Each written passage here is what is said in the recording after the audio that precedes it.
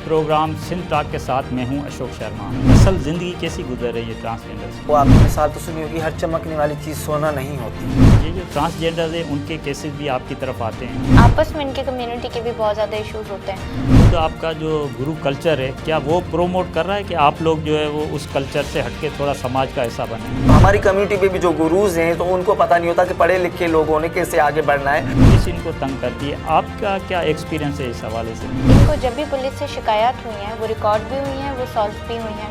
नए कवानीन बने उससे कोई फ़र्क पड़ा है? कवानीन के बाद हमें ये महसूस हुआ है कि हम जो है ना आज़ाद हो चुके हैं। के बारे में पब्लिक शिकायत भी करती हैं कि भाई ये जो नेगेटिव एक्टिविटीज़ में ज़्यादा होते हैं, सेक्स वर्कर भी बन गए हैं, अनएम्प्लॉयड हैं और पीछे जो फैमिलीज़ हैं उनके हालात और जो दूसरी चीज़ें हैं वो इनको इस तरफ पुश करती हैं, सेक्स वर्किंग की तरफ पुश करती हैं। तो सियासी जमातें जो हैं वो अब ट्रांसजेंडर्स को ढूंढ रही हैं कि भाई हमें उम्मीदवार चाहिए और इनको हमें नुमाइंदगी देनी है। बहुत अच्छी बात की।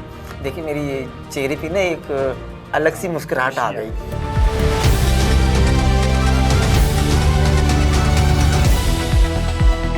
प्रोग्राम सिंध टॉक हर जुमेरात को शाम 7 बजे सिर्फ SS न्यूज़ पर।